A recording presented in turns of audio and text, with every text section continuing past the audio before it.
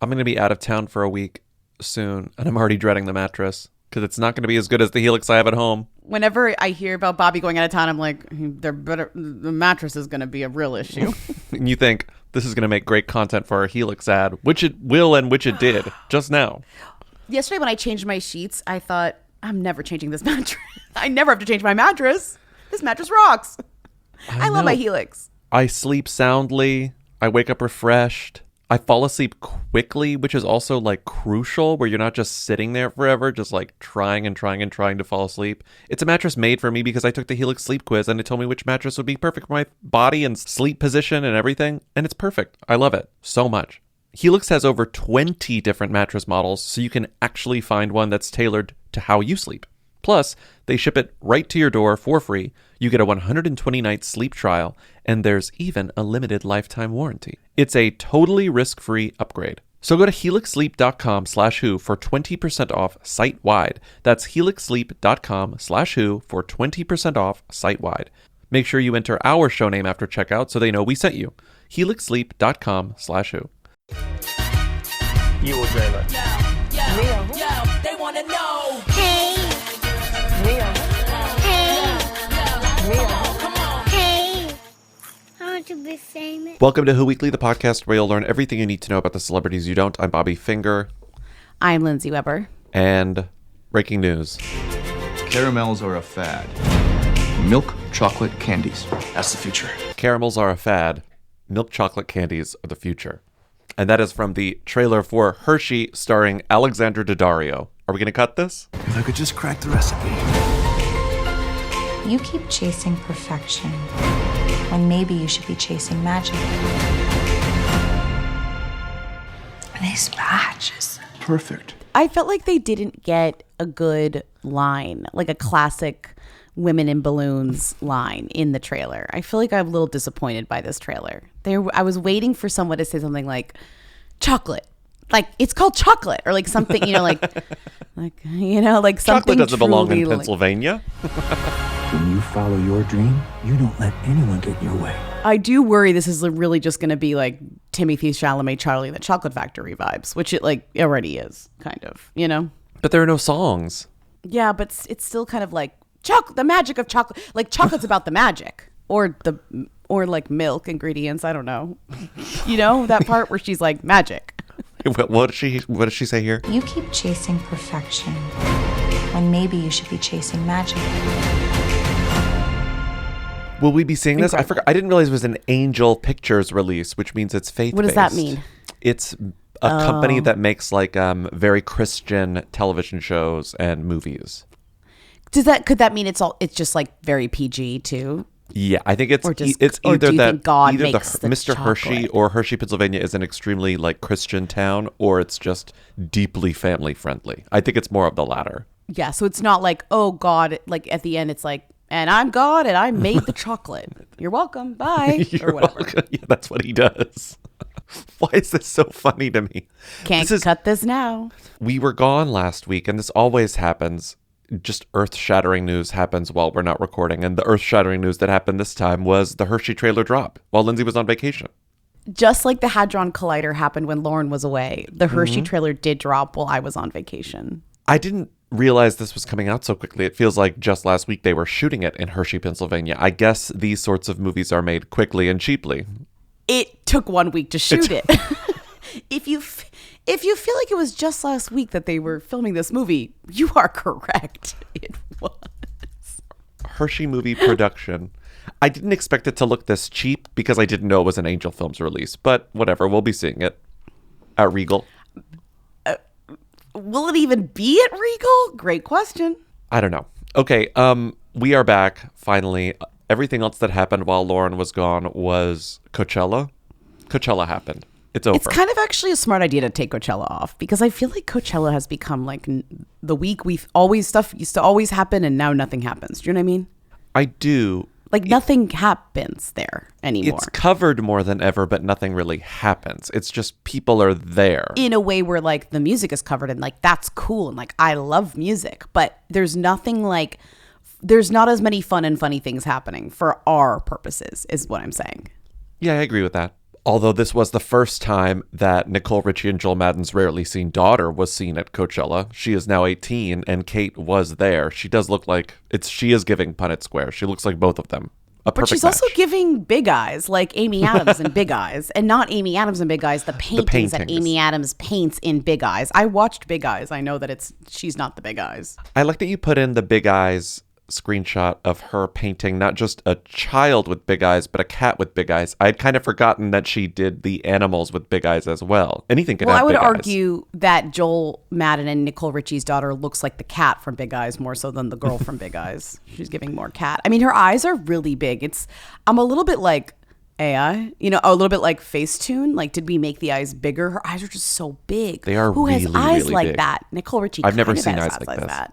Never seen eyes like that. I feel like Coachella used to be full of all these fun micro stories about influencers doing funny shit, and now it's kind of like homogenized where everything is influencer shit. So it's kind of boring, right? Nothing exciting happens. It's like, oh, we got a glimpse of Nicole Richie and Joel Madden's rarely seen daughter Kate, and she's got big eyes. It's like, she's got huge eyes. This used to be like dime a dozen. Now we only saw one new girl. Do you know what I mean? Timmy was there. I bet he didn't see any girls, and I bet he didn't even go to any like pop up, big Cheeto tent sponsored by Lexus. I mean, actually, we should hear he left us a voice note telling us how his time was. I bet it's gonna be like, I had fun.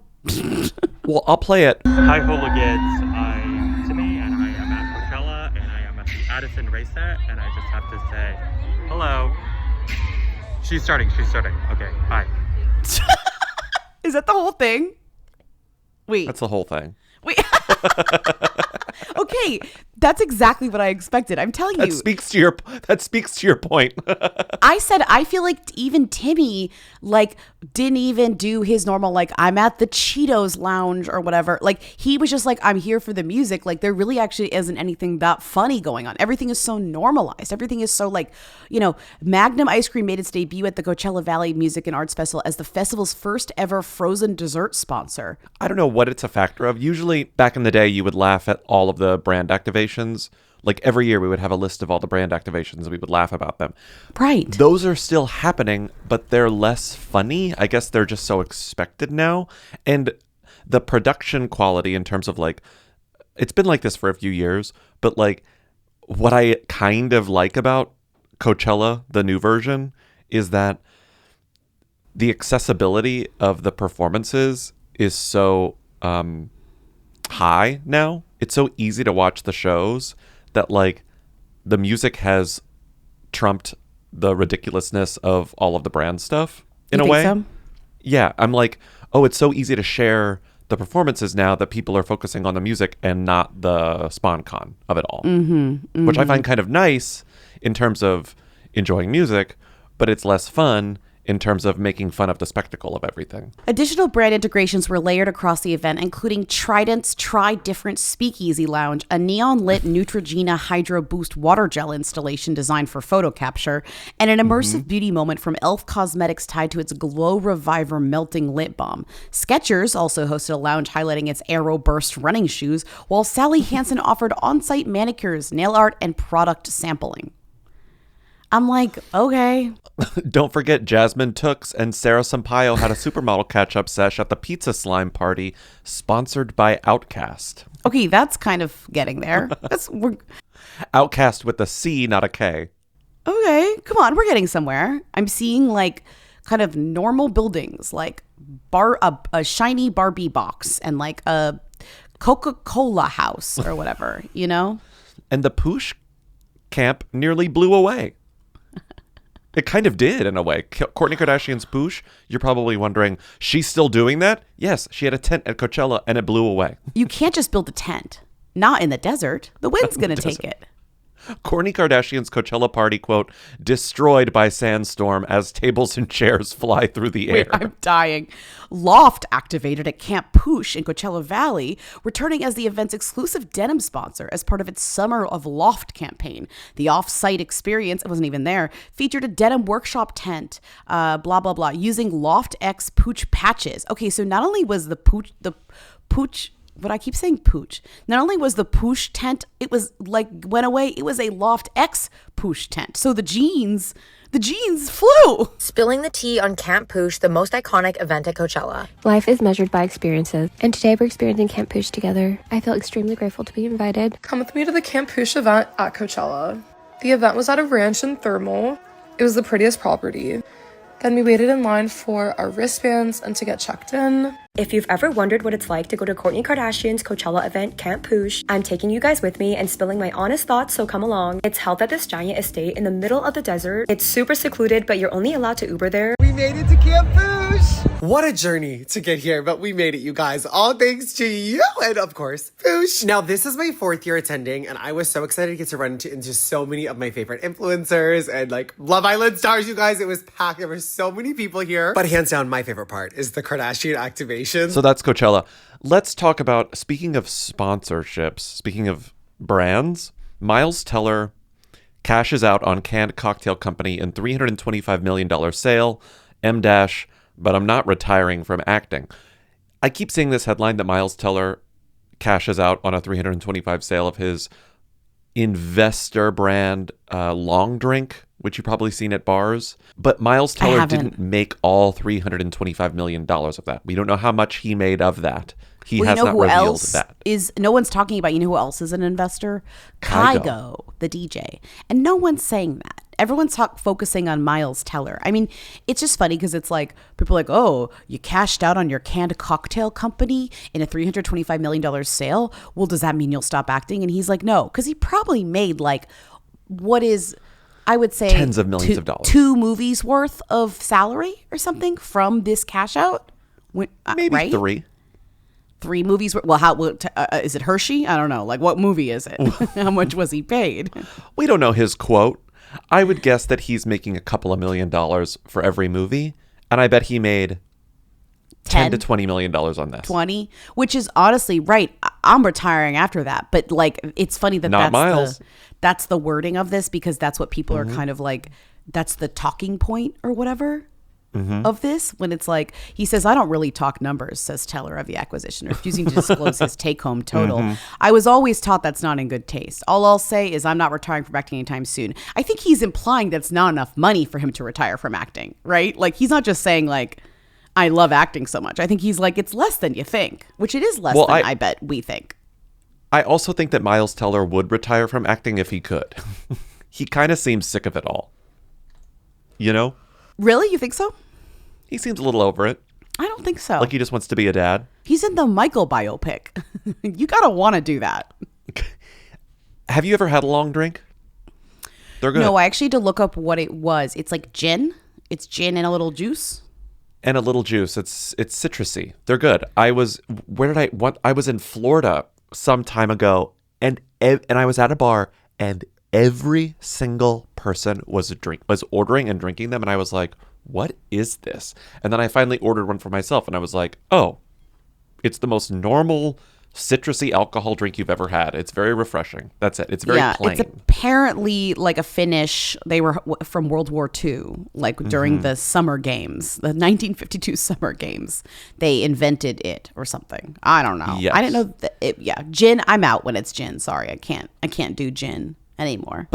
But then they relaunched it some years ago. Miles said that he went to his bodega, his neighborhood bodega in the Lower East Side, saw a tasting event, said, can I invest in this? He did. Then he told his friend Kygo, hey, buddy, I invested in this drink. You should invest too. And Kygo said, I will. And then Kygo said, hey, buddy, to his golf player friend, Ricky Fowler, you should invest in long drink as well. So Ricky Fowler gave money.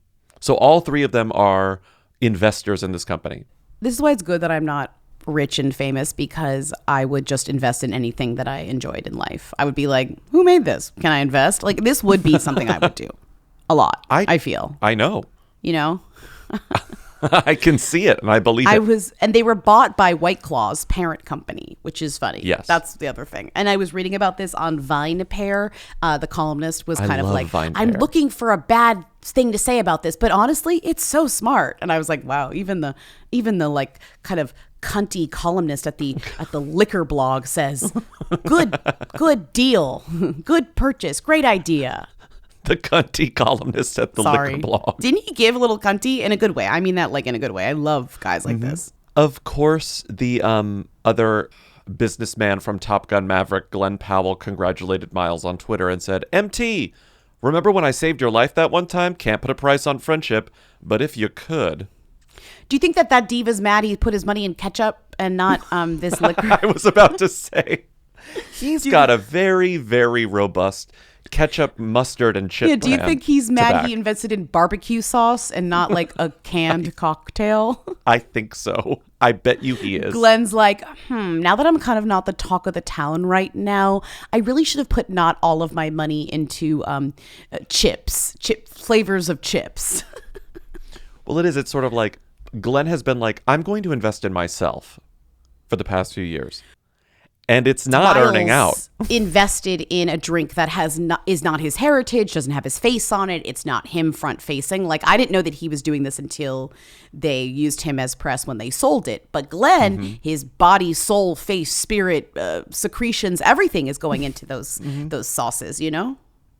I think Miles might be a smarter businessman than Glenn Powell. Have to say. It's true.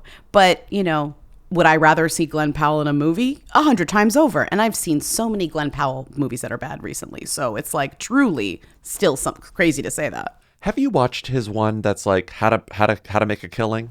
I watched the making first a killing? half. The first half. It's fine. That is so you. What, like to stop doing something I'm not enjoying? You love to only watch half of a movie and say, I don't want to do this.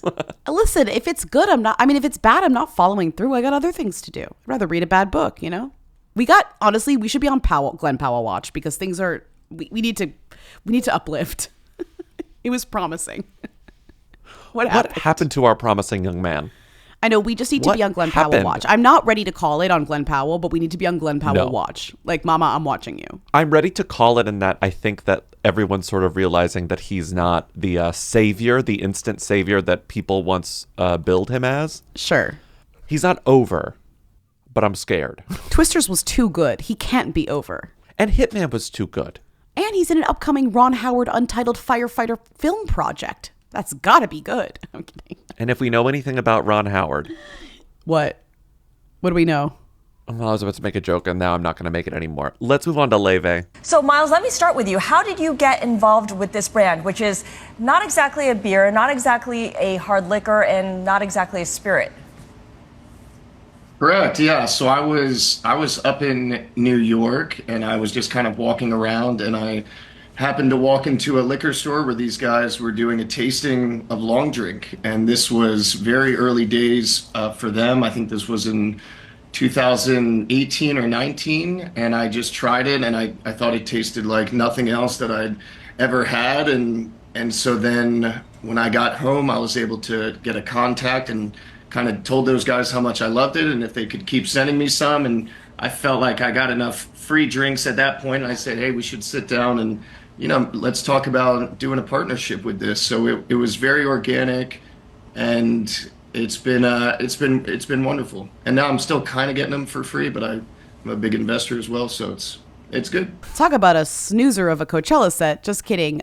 No, I'm not kidding. Actually, she put out a music video called for a new song called "Mad Woman," starring lots of buzzy young stars. But the way I guess she got Lexus to pay for the video. Music videos are apparently so much more expensive now than they ever were, because every time a music video comes out, it's like it used to be like we just used to put beats in them. Now it's got to be like electric neck Lexus, electric. Well, I think Lexus. it's less that they're more expensive now than they're just like, are they worth any investment? Where it's like, fair. A label doesn't want to pay for it, may as well have Lexus pay for it. Yeah, but guess who was in this video? And that's going to get eyes on it. That's right. Heated rivalry star Hudson Williams. We still, as a culture, are so horny for those men. It's been months and we're still on them. Can you believe? I can't.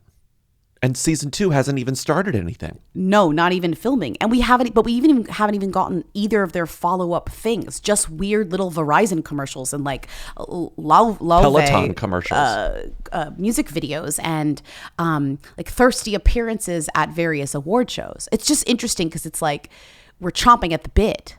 And we're still waiting for the phase of secondary projects that were filmed before they were famous. So there's going to be a phase of stuff from the two of them. Is there? that are going to seem like they're follow-ups, but they're sort of like budget things that they happen to film before Heated Rivalry blew up. They should pay to keep those away. Can someone pay to keep those from coming out? I'm like, please keep them. You know what I mean? Before like, they start showing up in their big post-fame projects. We gotta pay to keep those out, you know? Under lock and key. But Lauvey is promoting this new single in two ways that I appreciate. One is a Erewhon smoothie that's just named for the song, the Mad Woman smoothie, which includes coconut water, oat milk, pink peppercorns, raspberry electrolytes, whey, pomegranate powder, strawberries, blackberries. Point out for a second. This is. I know she's kind of become like a pop star, but just let's not forget her music is literally jazz. Like it is kind of crazy that a woman who sings jazz music that is like touching upon pop, but really not. It's very jazzy. It's still very, very jazzy. Like this song, Mad Woman, is not like Taylor Swift going from it's not Red Sabrina Carpenter. to No. 1989 or whatever that jump was. It's jazz, right? Like she's like Scooby-Doo, Badoo-Be-Doo. Like she still She is really doing that. So I just am, it is kind of incredible. It's lovely music. What she's managed. Yeah, it's so fully not for me, but I literally am obsessed every time she sings because I'm like, we got a jazz star among us. That's crazy, you know? Such a terrible idea. Worse when I've had all this year. But I can't ignore our obvious attraction. I imagine how it ends. Up in flames we'll go again. Seeking chaos, can't help giving into passion. But there's something so vexing about you. I think it's really cool. She's in a very specific lane. Yeah. But I found it funny when I opened up Fortnight over the weekend and it was like, get the new Lauvey skin. And I was like, okay. She's in Fortnight. That's so fucking crazy to me. And she's in like, if you want to spend money on the Lauvey skin, you can. And it's the one that I took a photo of. And it's kind of a cute little kind of a mini dress. Who is playing Fortnight as a jazz singer, an Icelandic jazz singer? Maybe that's... I'm not playing it. I just have the skin. Wait, but like, are you going to buy the Lauvey bundle that includes like a pogo stick? Oh no, it's a mic. A microphone, like some dances to jazz, like a stuffed animal, and like a Lauvey in like a cute little fit. I'm not going to get that one, but I did get the free one, which I'm pasting in, which is this dress, which is kind of like a more voluminous skirt. Well, she wore that. So I have that, which is an interesting thing to run around shooting people in, you know? Like I find it visually interesting to run around like Lauvey, because then she's evil, you know? She's got a gun. I'm no longer surprised by anything happening in Fortnite, I have to say. So this tweet is what like came into our world. Did you read this? Ascendant jazz pop singer Lauvey unveils star-heavy Madwoman video, Erewhon smoothie, electric Lexus honoring Miles Davis for Amazon. I think that last thing is what got people going. What's going on with the electric Lexus honoring Miles Davis for Amazon? Well, I'll tell you, the spirit of honoring the past while moving it forward is what makes this tribute so meaningful. Partnering with Lexus to bring this celebration to life felt natural. They get how creativity and innovation can move people, just like music does. Unsurprisingly, some of the commenters on Miles Davis's Instagram page are skeptical. Wow. On behalf of Miles Davis, all these people are like, how dare? Oh, she covered it for the blue in green edition RZ.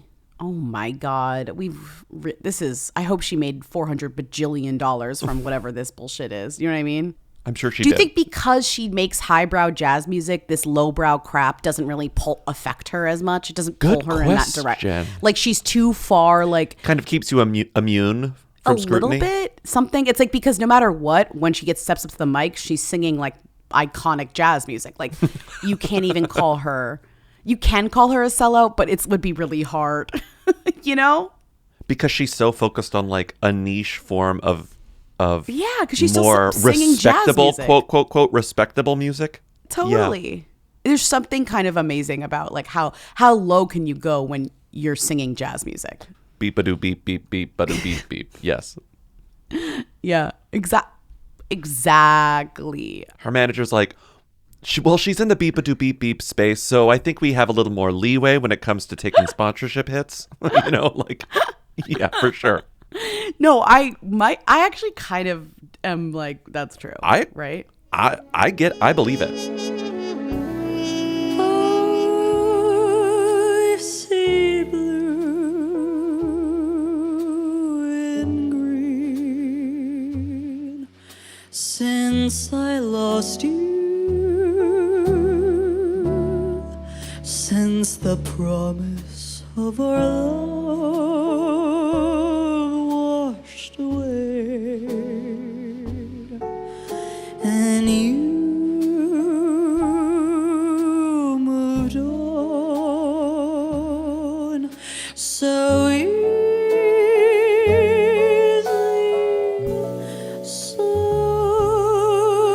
such a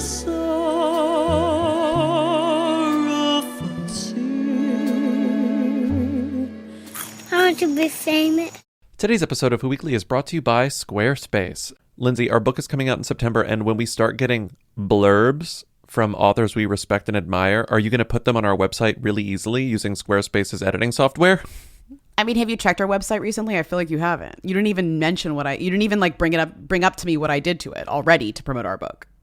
You don't even know what's going on. You truly have no idea. Oh, wow. You've got the little widget there? We can buy it right from our bookshop? God, Squarespace does everything. Squarespace does everything. And it took me 4 minutes to figure that out, to put that in there. I mean, I'm a freaking computer whiz, but it was so easy to embed the code from the bookshop or whatever into the website. That's amazing. Squarespace makes purchasing, customizing, checking analytics for your website and its visitors so easy. We will never get rid of our Squarespace. If you're a creative, a consultant, or run any kind of business, you can showcase your offerings beautifully, send professional invoices, and even schedule appointments, all without juggling multiple tools. It's seamless, it's simple, and it keeps everything under one roof. So in just a few clicks, you can get a fully customized site that fits your brand perfectly. If you're ready to get started, head to squarespace.com/who for a free trial. And when you're ready to launch, use offer code WHO to save 10% off your first purchase of a website or domain. Hi, my name is Lloyd Lockridge, and I'm the host of a new podcast from Odyssey called Family Lore. In this podcast, I'm going to have people on to tell unusual and sometimes far-fetched stories about their families. I've heard my whole life that she invented the margarita. And then we're going to investigate those stories and find out how much of it is true. He gets a patent 1 month before the Wright brothers. Oh my God. Please follow and listen to Family Lore, an Odyssey podcast, available now on Apple Podcasts, Spotify, or wherever you get your shows. Testing season is right around the corner, and this is when confidence really matters. When kids take time to review key concepts and strengthen their skills before assessments, it can make all the difference. IXL helps reinforce what they're learning right now, so they walk into every test feeling prepared, capable, and confident. IXL is an award-winning online learning platform that helps kids truly understand what they're learning. Whether they're building math confidence, strengthening reading and writing skills, or reviewing science concepts. Designed for students from pre-K through 12th grade, IXL delivers personalized, interactive practice that adapts to your child's level and pace. It's an easy, effective way to support learning as the school year heads into its final stretch. Studies show kids who use IXL score higher on tests, proven in all 50 states. IXL is used in 96 of the top 100 school districts in the U.S. Make an impact on your child's learning. Get IXL now. And listeners can get an exclusive 20% off IXL membership when they sign up today at IXLlearning.com/audio. Visit IXLlearning.com/audio to get the most effective learning program out there at the best price. I want to be famous. Okay, great. I was stung by a scorpion over vacation, but Taylor Momsen was bit by a spider, and it looks like she got it way worse. Looks bad. Because I really bounced back because I'm healthy. Nothing happened to me. I mean, a little happened to me, but I didn't have to. Nothing. I didn't have to go anywhere. She had to go to the hospital. Yeah, she got the thing where they. I kind of love. I'm always obsessed with this. They draw a line around the bite to see if it gets bigger. Yeah. Yeah. Sorry. I mean, it looks really not fun at all. It looks pretty gnarly. She was in really Spain gnarly. Opening for AC/DC. Which is because, pretty Taylor Momsen, fucking punk rock. It is. You know what I mean? Like, I'm impressed you're on by, tour with... she's been this girly for like for a long time. 15 years. But opening for AC/DC and getting a gnarly spider bite is like kind of on brand for her, you know? Just like Lauvey and Alexis electric car. Well, remember like a couple of years ago, she was on tour with someone and got bit by a bat. Oh my God, you're so right. Why does she keep getting bit by stuff? I think she's sort of willing this stuff to happen. I think she wants the sort of punk rock experiences, so maybe she puts herself in situations where things like this can happen a little more frequently than other people, than let's say Lauvey. The bite comes 2 years after a bat bit the singer. It's crazy because she's still on this AC/DC tour. And that time it was in Spain, and now she's somewhere else. She's in Latin America, and she got bit by a spider. So on April 9th, she was bit by a spider. Then she had to go back. She thought it was over. She was like, I'm fine. I went to the hospital. I'm fine. Then 5 days later, she went back to the hospital after the rash got bigger. So she had to not perform at one of her performances because she made it to the Mexico City performance, but she couldn't go to the one before that. So it wouldn't be an AC/DC tour if I didn't get bit. It's funny that it's also when she's on tour with AC/DC. There's something cursed about that. I'll just say that. That seems like cursed maybe. Can we move on to like what was weirdly the biggest story while I was gone that I ignored, but now have kind of like got back into, and we're still kind of in the middle of, they're really dragging it out if this is real, you know? Do you think this is real? Do you think this is fake? Don't forget, these two had a business relationship, which means it could be real or stunt it could queens. be fake. I know that what's good for the goose is good for the gander when it comes to the ballad of the Alexes in this God, space. it really is, yeah. And I know that Alex, with an E, Cooper, is saying this is not a PR stunt because that is a rumor that's going around. You sent me a Crazy Days and Nights blind post that was suggesting that the Alex v. Alex feud is all fake and all a PR stunt. It just feels likely. It's easier for me to put myself in Alex Cooper's shoes. And when I do that, I'm really annoyed by Alex Earle. So I kind of believe that Alex Cooper's like, shut the fuck up. What are you doing? Mm-hmm. I don't think that the feud is anything major, but I do believe that Alex Cooper is like, this girl really pisses me off. Really? Okay. Once she dropped the Instagram DMs, I was like, okay, I kind of believe it. Because I was willing to believe that it was a PR stunt for a bit. You're saying this makes them look bad in a way that it feels like it wouldn't be fake because they wouldn't be like acting this well, or they wouldn't be like showing them their asses this well, really? I mean, to me, my interpretation of this is that Alex Cooper was willing to just say, you know what?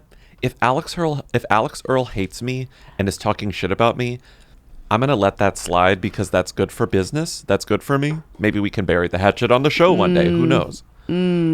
But then I think Alex Earle started getting just mean, like overtly nasty mean, and maybe saying things that blatantly weren't true. And Alex Cooper was like, okay, I've had enough of this. Can I back up a little? Please. Alex Cooper, call her daddy. Mm-hmm. Alex Earle, TikTok. She had a podcast on Call Her Daddy's parent Unwell network, which is called Unwell. That is Alex Cooper's like company that she created like as a production company around Call Her Daddy's success. So they take Alex Earle from TikTok. Alex Earle is known for like telling stories on TikTok. Alex Cooper is known for podcast, Call Her Daddy podcast from way back. She never had her TikTok era. I guess she's like doing that now. But Alex Earle is straight from TikTok, where she's like, get ready with me while I like have triple bypass surgery or whatever. Like whatever. Or while I treat my acne. Yeah. Yeah. Remember whatever. We talked about her is. Acne skincare line a couple weeks ago. So these two were in business together. Something seems to have went very sour. Because it's funny because it's like, it's almost like the idea that they were in business together convinces me it's fake and real. Like there's two ways this could have gone. They're in business together and this is an elaborate thing. But then the idea that they were in business together and it broke up so spectacularly, because it really did. Like she had this podcast with them and then it kind of ended and it was bad and blah, blah. And there have been rumors about their breakup or whatever for a while. So it almost feels more likely that they actually don't like each other, because it's like... I agree. Because it's very unprofessional for both of them that this podcast existed, was promoted, blah, blah, blah, and then all of a sudden didn't. That seems like a lot of work or like a lot of misdirection for a fake feud. That would be a little bit too much work, don't you think? Well, before Alex Cooper made the video that I found quite entertaining Right. the Alex thing Earle that reposted. started this version of the feud. Because Sorry, I forgot about this. Alex because it's fucking Earle, wimpy. It's pussy to do this part. Sorry. You said it, not me. Like a week ago, Alex Earle posted a repost of a TikTok in which a woman who I think goes by Bravo Mom on TikTok complained about Alex Cooper very directly and was like, here's my problem with Alex Cooper. She's an ambulance chaser. Well, this is what we call a cowardly subtweet, where you find somebody else saying what you want to say, kind of. And then you repost it. And you repost it and you say nothing. Are you saying anything? No. Are you saying something? Kinda. I would honestly compare Alex Cooper to an ambulance chaser. Like, you just had the most horrific accident of your life. You're, hanging on by a thread, don't know if you're going to make it. And she's the first one there. And she's a Grim Reaper. She wants to get the exclusive interview. She wants to be there when you're vulnerable and you're broken down and you're ready to sign over your rights to your life. Like, she's so awful. Then Alex Cooper was like, okay, if you have something to say to me, I'd love to hear it. Because, girl, I know you're a talker. I gave you a podcast. And this Alex Cooper clip kind of says what you're saying, in that Alex Cooper is like, there is no beef. What is your issue with me? You're complaining about stuff that isn't real. Like, why are you starting beef when there is no beef? Hey guys, you guys know I don't usually address this kind of stuff because it feels like a waste of time, and honestly, it's embarrassing to participate in this. But I am obviously seeing the videos, I'm getting tagged, I see the DMs, I see the comments. So at this point, it just feels long overdue. Alex Earle, hey girl. The passive aggressive reposts and the likes and the commenting on things, I gotta call you out here. You're gonna need to get specific and just say what you gotta say about me. There's no NDA. No one is stopping you. Stop hiding behind other people and just say it yourself. What's the beef? Because I'm really tired of waking up and seeing you using this fake drama to distract from other shit going online for you. Not interested. I know what happened, and so do you. So talk. Unless the fake narrative that you're creating happens to be way more interesting than the truth. I have nothing to hide when it comes to you and me. So, unless you actually have something to say, I'm out. This is over. Have a good Monday, everyone. I do think that it's a little bit too good to be true. That what I think is eventually going to happen is that Alex Earle is going to go on Call Her Daddy. Right. Though I don't necessarily think this is fake after kind of, if you think about kind of all the drama that they've been through, the ending of this, which is inevitable, is going to make it seem fake. Because ultimately, when all is said and done, eventually, I do think they're going to go on Call Her Daddy and have this narrative about we were pushed against each other, whatever, business is tough. I felt like I wasn't supported in my business or whatever it is. Right. So is that then all this other background news comes out with sources or whatever, but we haven't, that's where we're at in terms of anything either of them have ever said. Alex Earle has not said anything. She posted a video where her friend, she's at Coachella, obviously. This video is so boring. She posted a video which her friends showed her the Alex Cooper video, and she kind of responds, but really not. Not responds, reacts. She doesn't actually respond. She just kind of reacts and barely reacts. No, I don't usually address this kind of stuff because... Is it funny? It feels like a waste of time, and honestly, it's embarrassing to participate in this. Other people, and just say it yourself. What's the beef? Okay. She barely reacts, and then that's it. And then my other favorite mamacita, wow, I haven't used that word in a while, steps up to the plate. That's right. Miss Chicken Fry herself. Where's she been? Where's Chicken Fry? You guys haven't talked about Chicken Fry in a while. That's right, because she's boring. But she loves to insert herself. So Barstool Dave gets involved because he's still aligned with Alex Cooper, right? Alex Cooper, yes. Or still likes Alex Cooper. The video Dave Portnoy posted made me feel ancient. It's like Dave Portnoy on a beach explaining the drama. He is so pathetic. I'm sorry. He's pathetic, and it made me feel like I was looking in a mirror. Girls' drama. You look so fucking stupid. Sorry. Like, you as an older man look fucking lame weighing in on this shit. I don't give a shit what your involvement is. Like, wow. It is crazy that every time anyone does anything, he has to say something. Well, the problem with the video that he made was that it made me feel like, oh my God, is this how I sound on a Who Weekly when I'm talking about drama between 24-year-olds? Yes. I was like, oh, Jesus. Because that is what it's like. He's like, here's what's going on between Alex Earle and Alex Cooper. But his version of events is like, I have known Alex Earle since before she was anyone. Like, we signed her to Barstool. Like, I knew her before the world did.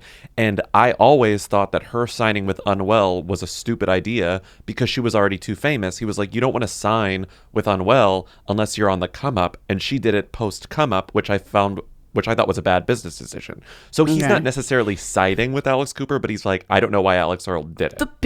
The male business perspective, it's like, that's what he's doing. Up. As if these women aren't already like dealing with money and like business. Like, shut up. And then Brianna Chicken Fry, as Lindsay said, entered the conversation and was like, I side with Alex Earle. Then it was like, I've heard and I know for a fact that Alex Cooper is a mean bitch. And then Alex Cooper went on Instagram and was like, this girl on girl shit needs to stop. Well, Alex, with an I, tries to get her story together, which is funny. Let me address Brianna Chicken Fry, who is adding on to the fake narrative and dogpile. Brianna, you coming online saying I'm a mean girl, that I'm going to get destroyed, in people's comments saying that I hate Alex Cooper. Here are the facts. I have never met you in my life. Here are our DMs. This is the only communication we've ever had together. And Brianna LaPaglia, Chicken Fry, is DMing Alex Cooper a few years ago, being like, we should meet. We should be friends. I love you. You're the best. I never invited you on Call Her Daddy. Sorry, but I find that really hard to believe. I believe that she 100% asked Chicken Fry to be on Call Her Daddy. There's no way she didn't. But at least Alex Cooper is smart enough to know there's no proof of it that exists. Totally. Right. But it's just funny because I'm like, there's 100%. I do not buy that in for 1 second. Oh, you know why there also is drama between them, why she doesn't like it. She wrote this in here. I don't know if you read this part, but remember Brianna Chicken Fry's best friend Grace, who she had a podcast with, and then they had like a falling out. We talked about this on this podcast. Oh, and then Grace was on Unwell. Yes. Explain that. Grace got recruited by Unwell, and then they offered her a podcast. So it's like there is like that internally is a little bit drama. A little bit drama. Anyways, I'm just saying. I'm just so I feel like Cooper and Chicken Fry might have drama over that, even if there's no kind of like textual proof or whatever. Why is Chicken Fry even getting involved in this? I'm like, Chicken Fry. She wants attention. That's fine. I know. Chicken Fry is like, what about me? Remember me? I'm like, kind of. Actually, I do remember you. You were kind of fun. We're all forgetting Chicken Fry, so she needed to insert herself into the narrative. I think what vaguely interests me about this is that in terms of like business decisions, like what Alex Cooper is saying is I think, you know, just realistic. She's like, when you left Unwell, this is an implication. When you left Unwell, you made it seem like there was all this bad blood, that all this shit went down. But in reality, it was probably a very boring decision that was mutually decided upon, where it was like, I think it's best if I leave Unwell. I'm speaking as Alex Earle.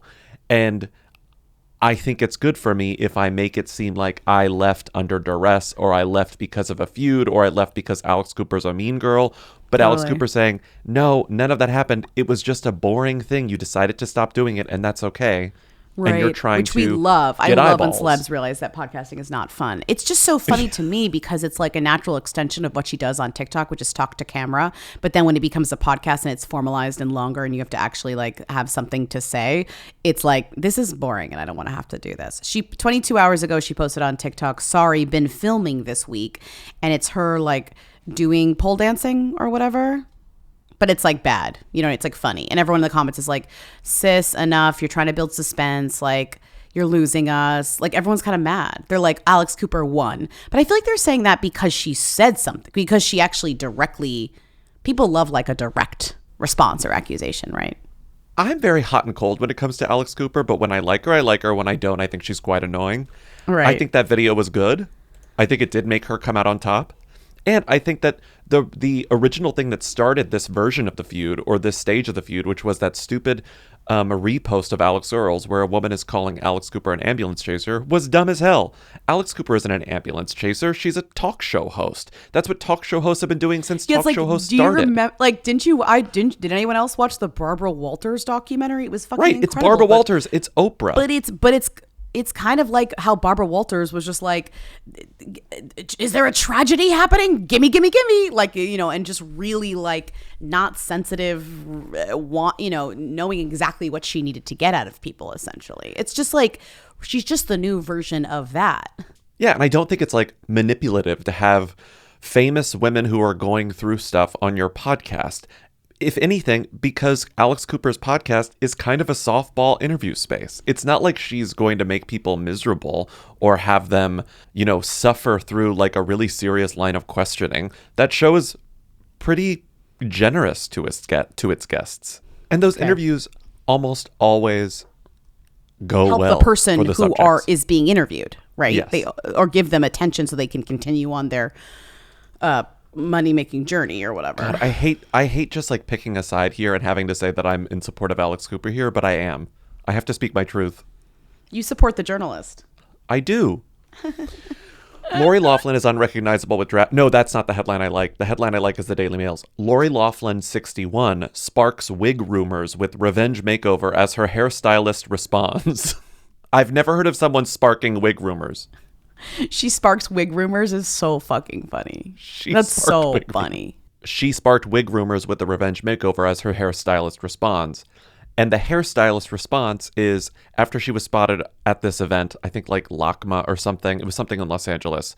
Olivia Jade went as well. So OJ was there with her mother. Lori Loughlin showing off her bob with bangs. And people are like, wow, what a wig. Then the hairstylist was in the comments and said, it's not a wig. I would know. He wrote, chop chop for Lori yesterday. Us Weekly's headline is Lori Loughlin's hairstylist slams wig rumors after Full House alum's major hair transformation. She looks amazing. She does. Or is she known for having long hair? I don't really know. Like, is this like really that big of a... It's like, oh my God, she cut her traditionally I think it's long not that she's known for locks. long hair. She's just not known for having a bob. And we do like when like someone shows up with a bob. When someone gets a bob, we're obsessed. And they're calling it a revenge bob because she recently got a divorce or like announced divorcing her husband. From Massimo. Anything with OJ is of interest to me, Mm-hmm. Mm-hmm. They look great. Wow. They look great. But you know what I love about them? They look like mother and daughter. That's what you love about them? Well, it's like it's not too crazy. We're not going like Kardashian style where it's like which one's which. It's like no, like oh, I see what you mean. They don't look the same. Yeah. Because you're saying that when you look at Kris Jenner and Kim Kardashian, you think they look like sisters in a way that's very eerie and unsettling. It's uncanny valley, and I'm feeling a shiver down my spine. Versus, look at these two beautiful women. These look like two women who share genes and are maybe 25 or 30 years apart in age. Totally, yeah. totally. I see what you're saying now. It took me a while to realize what you were saying. Yes. Okay, I love Lori Loughlin so much. And her daughter can't get enough. Posting a photo of the two from the event, Olivia writes on her April 17th Instagram stories, "How does my mother look like this?" The 61-year-old turns heads in a silver sequined gown with a thigh-high slit, paired with matching heels and glowing glam. The sweet moment comes as Lori, who also shares daughter Bella with ex Massimo Giannulli, has been leaning on her daughters for support ever since she and Massimo announced in October that they were separating. I want to be famous. It's the Paradise Podcast. I am your host, Ryan Michelle Bethay, with my husband, Sterling. What's up? Join us here on Hulu and Hulu on Disney Plus, where we'll discuss each episode with the cast and crew of Paradise. I'll be getting all the secrets from Dan Fogelman, James Marsden, Shailene Woodley, Julianne Nicholson, and Sterling Kelby Brown. Woo! Paradise, the official podcast, is now streaming. And stream Paradise on Hulu and Hulu on Disney Plus. I want to be famous. Let's move on to this Instagram story that I was kind of shook by.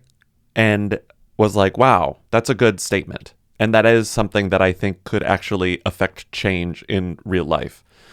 Tyler, the creator, went on his Instagram and posted a screenshot of security camera footage of him in a bookstore. This is interesting. This is interesting because like this really is next level scary surveillance bullshit that like fans are reaching for. That I haven't seen this before. Have you seen this before? I mean, unless it's a part of a court case or something. I've seen people share this type of footage before, but I've never seen the celebrity who is in the footage respond in this type of way where he like was like, you can't do this. I'm thinking of Solange in the elevator. I'm thinking of like that stuff where there's some sort of kind of like action to it that precipitated the sharing of it, or like this is just kind of random. This is just like day in the life. Wants a book. But that's what to me is so creepy about it, where it's not like there isn't something that happened that we're trying to figure out what happened. That feels a little bit more journalism. This feels more like scary, where it's just like we just have fucking surveillance footage that anyone's allowed to just kind of like take and share on the internet. Right. This is Tyler, the creator, standing up against the surveillance state. So Tyler, the creator, goes on Instagram. He shares a screenshot of him just browsing a bookstore, looking at the spines of books, saying, what am I going to read today? Just like normal. Nothing's happening. It's just like nothing is happening. There's nothing is being called out, you know? No, he's just looking. And I guess someone who worked at the bookstore posted that online. It went viral. Oh, Tyler, the creator, at a bookstore. He reposted the image and said, I'm going to read the whole thing because it's good and it's long. Yeah, read it. So annoying. Just existing, living, mind your business, and the next thing you know, it's either security camera footage of you just existing, uploaded so folks can either prove they saw you or get some engagement they crave. I understand the excitement, but the behavior is going to morph into everyone having footage or anything involving them uploaded for content.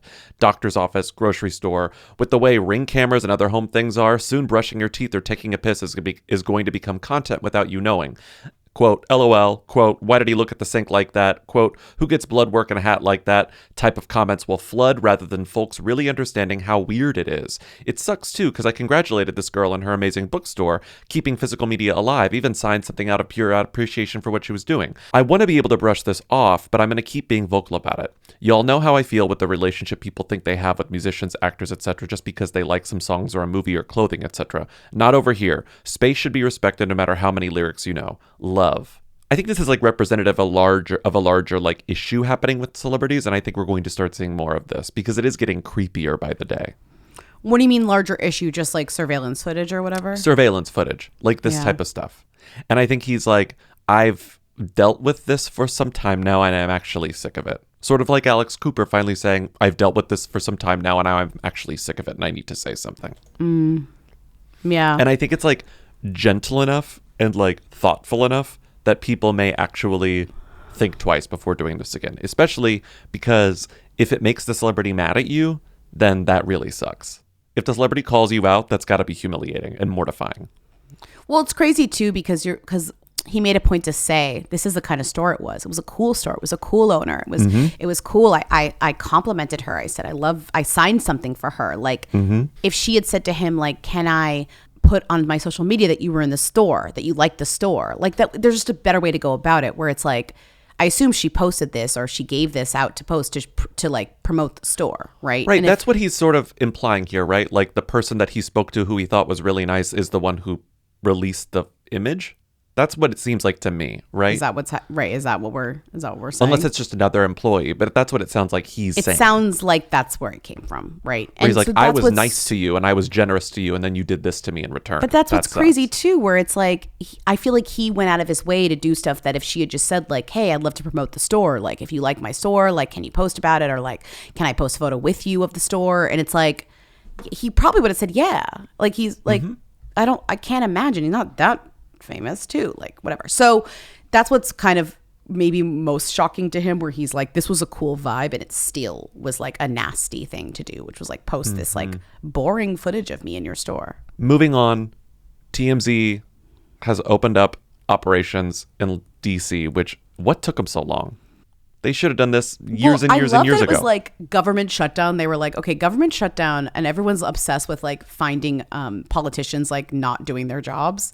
Mm-hmm. We're gonna start TMZ TC, which just means we're gonna send 3 staffers to go to DC and start harassing politicians. And it's just 3 guys like in DC being like, here we go, you know? Charlie Cotton. One of them's name is Charlie Cotton. Charlie Cotton, Jacob Wasserman, and Jackson Buhaj are in DC, and they're doing the thing that TMZ does everywhere else, but they're doing it in DC, which is like standing outside of buildings and talking to people when they leave. So we're in DC on the hunt for good stories. We're also going to explore the intersection between pop culture and politics. That's I love me when a writing new a media paper. organization is exploring the intersection of something. Don't you love that? Aren't you like, ooh, activated when they're exploring the intersection? You know, TMZ for all the things that they do bad. I do kind of like the gumshoeness of this, kind of the like boots on the ground. Boots on the ground. We just sent 3 divas to DC, and we're gonna see what they do. You know. I think DC could use more of this energy where it's like, I kind of agree. We're going to be really annoying to the politicians agree. instead of just let them walk home. I kind of agree. And like be rude to them in the TMZ way, right? Like we're being rude to them in kind of a more like we're protesting, and that's so great, and we should definitely do that. It is our right. But what if we were annoying to them in ways like this, right? Like what if we treated them like celebrities a little bit and held their feet to the fire in this kind of annoying celebrity way? Like if I saw, what's his name again, Charlie Cotton, sort of harass Tyler, the creator at LAX, and be like, Tyler, what's up, man? Hey, why don't you tell us about your experience at the bookstore on camera? I'd be like, don't do that. That's Right. annoying. But Right. that energy should be brought to politicians. I think that's cool. I agree. It was only a matter of time before this happened. Take a look. We have officially launched TMZ DC. We have boots in the ground in our nation's capital. We have 3 people there who are on the TMZ staff. They are now living in Washington, D.C. They are, just as the business card shows, they are Jackson, Jacob, and Charlie. How are you, man? I'm from TMZ. Could I just ask you about the bubble one, sir? Can I say quickly about the bubble one? Who was that? That's Lindsey a person Graham. from I know, but who was Lindsey Graham? Oh, that was Lindsey. Yeah. Oh. So TMZ was tracking down Lindsey Graham like they do celebrities. Is this the right approach to media coverage of politics right now? Because I think better handled by some of the Real Housewives who were in D.C. recently for our HIV fundraising event, and they said there's more drama in politics than there is on the Bravo Right now, shows. that's true. I mean, it's honestly true. I welcome it personally. Like, I think that until members of Congress hold themselves to a higher standard, they're not entitled. Let's head to relationships. Gay guy kid prom, Matt Bomer's son and Billy Lord's sister. I wrote that. Gay guy kid prom. Did you know that gay guys can have straight children? Because I forget that sometimes. You forget that they can and that they do. So Matt Bomer's gay guy's son went to prom with Billy Lord and Bruce Bozzi's gay guy daughter. Well, Billy Lord is the sister of this girl. Billy Lord is the child of Carrie Fisher and Brian Lord, okay? After Brian Lord left Carrie Fisher, he got with Bruce Bozzi, okay? Mm-hmm. So Bruce Bozzi and Brian Lord are together, and their daughter is Ava Lord. Ava Lord is now dating the child of Matt Bomer and his husband, whose name is Simon. Bozzi and Lord legally adopted Bozzi's daughter, Ava. Right. So Ava was Bruce's daughter first. Yes. Brian Lord was the head of CAA. I'm not sure he is CAA, anymore, yeah. But he at one point he was. And He at Bruce one point was like a Bozzi big agent. a bunch of restaurants. He's a restaurateur. And Billy is older than Ava. So Billy is, has a kid, I think has a husband, acts Carrie Fisher's daughter. Billy's in only her 30s. daughter. Carrie Fisher's only daughter. And looks just like Carrie Fisher. Yes. Yes. And this is Ava, her sister. She's now going to prom with Matt Bomer's son. Who's Matt Bomer's partner, husband? Matt Bomer's husband is Simon Halls. He's like he's in the business. He's like an agent, or he's a publicist. He's a publicist. Okay, and they have 3 kids. And they got married very early, marriage equality. They've been married for like 15 years. Matt Bomer's big reveal. I've been married to my husband for 3 years. This was in 2014. Matt Bomer's other big reveal came out this week, which was that he recorded songs with Diane Warren for a Magic Mike XXL tie-in EP. It never got released. I need it yesterday. I need it yesterday. Where is it? Release it. Release the tracks. In some vault, this is from Deadline. Diane? In some vault somewhere, there are a couple of unreleased rough tracks featuring 2-time Emmy-nominated actor Matt Bomer and 17-time Oscar-nominated songwriter Diane Warren. I have access to Diane's phone number, and I will use it. Quote, we recorded a couple of songs for the soundtrack, just kind of on a lark, although one of them was recorded by Ludwig Göransson, who just won his 3rd Oscar because he was working with Donald Glover, who was also on Magic Mike XXL. I guess they did really well on Spotify, which is not something I planned for. Then the folks at Tower Records were like, would you ever want to record an album? And they were like, do you write music? And I was like, I've written music since I was a kid. So we worked on this stuff with Diane Warren. It'll never see the light of day, probably. But if you want it to see the light of day, text Lindsay. I gotta text her. Diane, send me the She'll send demo. it. She'll send it. What does she care? Listen, the other thing that people were talking about while I was gone, well, kind of after I came back, was that Cameron Winter of Geese fame, love his ass, was spotted getting coffee in Williamsburg. With none other than Olivia Rodrigo. Here's the problem. She has a new album out. She has a new song out. She's promoting, right? He is the hot guy of the moment. He is the new. So this would be a very spiritually smart fake relationship. But people on Twitter spotted them like doing cute stuff, like little kiss. But like while allegedly. you were away, you also missed the Geese discourse about them being. I read it. You think I didn't saw read part that? of that? Yeah, that headline was so not it. You have to actually read it. Like they gave it a headline that was very misleading. Sorry, about the company that supposedly like built the hype for them. That by, sort of like, disseminates nefarious all ways. of the clips. Well, the whatever. clip farmers. I love him. I think he fucking rocks. So would this be a cute pair? I mean, it would like make a lot of people so mad, which is fun, and they could make some beautiful music together. But I am also kind of like, it's too good to be true. Do you like the new Olivia Rodrigo song? I finally listened. I like it. I do like it. Moving on. Sad news. Sue Bird and Megan Rapinoe split. This was big. This reverberated. Multiple people asked me about this, and I was like, sad, but they were all lesbians.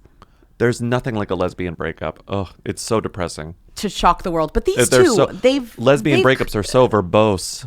Oh my God. But these two really like, wait, so like, it's such a big deal that these two broke up that Glennon Doyle had to weigh in. Glennon Doyle's little lesbian red alarm phone went off and she was like, I got a comment. I got a comment. Why is Glennon Doyle weighing? Like, I'm sorry, like, why? Well, let me just read the Megan and Sue joint post, because it was a joint post. A serif font, white on black. There really is no smooth or easy way to share this news. After a lot of thought, we've made the decision to separate as a couple. This hasn't been an easy decision, but it's one we made together, with so much love, respect, and care for each other. We've shared a whole life over the last decade, through big moments and in quiet ones, and that is something we'll always carry with us. We are so grateful to this incredible community that held us up, she means fags, welcomed us in, and supported us exactly as we are. So many of you have reminded us again and again why loving out loud matters. Getting to create A Touch More, the podcast, and build a network around it has been tremendous joy. Oh, my relationship was so fulfilling. We made a podcast together. The conversations, the laughter, the connection, it means more than we can put into words. While this chapter of doing the podcast together is ending, what we've built isn't. Thank you for being with us through all of it. It means the world to us. With so much love, Megan and Sue. And then Glennon Doyle said, got out her keyboard, and went, I got something to say. And she said, who asked no two you? People I'd trust more to have made the exact right, you? Honest, brave, hard decision in the clutch. I was inspired to follow you down your shared path, and I know I'll be inspired by your individual ones. We live and tell the truth, and then, when the truth changes, we live and tell the new truth. God, I hate the way people talk.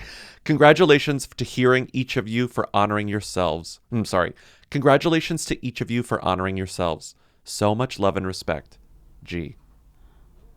Oh. Wait, we hear the truth and then the truths. What did she say? We live and tell the truth, and then when the truth changes, we live and tell the new truth. It's like woo-woo breakup speak. It's crazy because that is what Glennon Doyle does. Yeah.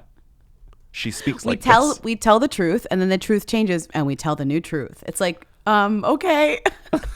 You could also call that a lie, and then the truth. But no, sure, you tell what the truth means to you. The truth changes. I don't know. Just referring to a relationship as truth is just way too podcast speak. I mean, people really loved this couple. Like, take Glennon back out of this. Glennon, back away from the keyboard. Oh, you see who's first comment below? Do you see? Look at who's Abby first comment. Wambach. Oh yeah, she's there too. I'm here. Who's next? Brandy Carlisle? Like what? It's like the Indigo Girls are waiting in the wings. Like who else? Glennon Doyle has a pillow on the Indigo Girls and is just sitting on them. She's like, me first. I am the number one lesbian right now. Truly.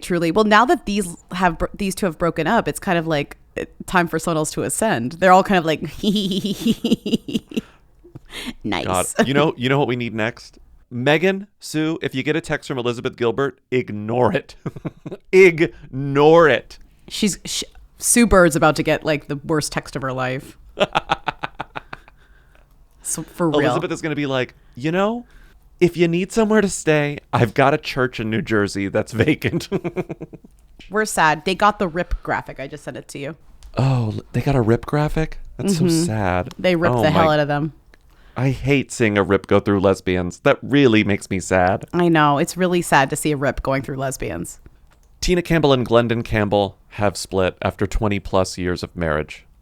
You know the group Mary Mary? Mm-hmm. I realized the only reason I knew who Mary Mary was is because there's a Mary Mary song on one of the many, many, many Prince of Egypt soundtracks that I had. Mary Mary. There's a Mary Mary song on one of the many Prince of Egypt soundtracks that I had in the 90s. How did you have so many? Because they released a billion. You don't remember this part of the Prince of Egypt? No, I rollout? only remember one. The one. I had 3 Prince of Egypt soundtracks Many in like 1988. Nights we prayed. That one. I know that one. Yes. So that's the main song with Whitney Houston and Mariah Carey singing the pop version. So that song is in the movie, and it is on the Prince of Egypt soundtrack. Okay. With no who what they also did hear when the Prince of Egypt came out. Okay. I'm just going to keep going. What they also did when the Prince of Egypt came out was they released a Nashville-inspired album. Now I'm standing. What? And an inspirational-inspired album. I have both of them. Wait, where's the Nashville one? The Nashville was called there was one called Prince of Egypt Nashville. I remember my favorite song of it was by Jessica Andrews. It was like country music inspired by. How did I miss this? Prince of Egypt. And then there was the inspirational more gospel. I'm sorry. A song called I Can't Be a Slave performed by Toby Keith? Yes. That's crazy.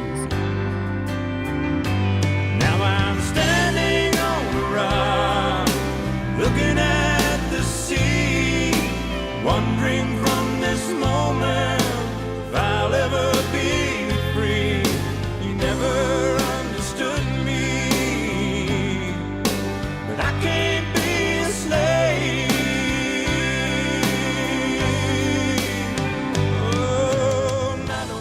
Crazy. It was like, I don't even know that all the music was written for the album. I think some of them were they just pulled off vaguely inspirational country songs of the time and then put it on like a mixtape. But they did it for country and they did it for gospel. International. Or just like more specifically religious music, which was the inspirational it was version. called Prince of Egypt Inspirational. Yes. Onto problems that were never really mine. Searching for solutions that I know I could not find. Calling on you helped me realize, and now I see there really is no mystery. Oh Lord, the key. Because the reason I know who Mary Mary is because they had a song on the Prince of Egypt inspirational album called Let Go, Let God. But they're a gospel group. They got famous in the early 2000s. two sisters, neither of whom were named Mary. Their names are Erica and Trisina. They both married guys with the same last name. They both married different Campbells, but the Campbells that they married are not related. Mm-hmm. One of them married Warren Campbell, one of them married Teddy Campbell, and the Mary Mary member, Tina, who married Glendon Campbell, just filed for divorce. Okay, we got there. Mm-hmm. We got there. And if you want to listen to Mary Mary music, you can either listen to Mary Mary albums or Prince of Egypt, inspirational. Which I'm literally running to listen to Prince of Egypt country, though, first. I need to hear that. Sorry. And remember, that was like back in the day, like people bought albums. I was looking them up afterwards. Both of those albums, I mean, I know the original soundtrack sold more, but the inspirational album and the Nashville album both sold over 500,000 copies. I would listen to 45 different versions of that song that I was singing earlier. And now I'm standing here, my heart's so full, I can't explain. Kelsey Ballerini and Craig Conover are not dating, TMZ has learned, despite an Instagram-fueled rumor claiming with, quote, good authority the two are an item. I mean, it's the most believable thing that those two would date, so everyone believed it because it's a likely thing, and it wouldn't surprise me if even the idea of them dating somehow gets back to them and they do date. So he's Southern charm guy, she's country girly, who's always on again, off again with Chase Stokes. But they're apparently off at the moment. Who dated Maddie Klein? Who dated Maddie Klein? Seeking faith and seeking words. We need God. I think we need God. Thoughts? I agree. What was she wearing? Where was she seen? She posted what on Instagram? She's the Who Queen. Tens of people want to know all about the number one Who. Lindsay, Bobby, tell us now. What's Rita Ora up to? Who is this woman?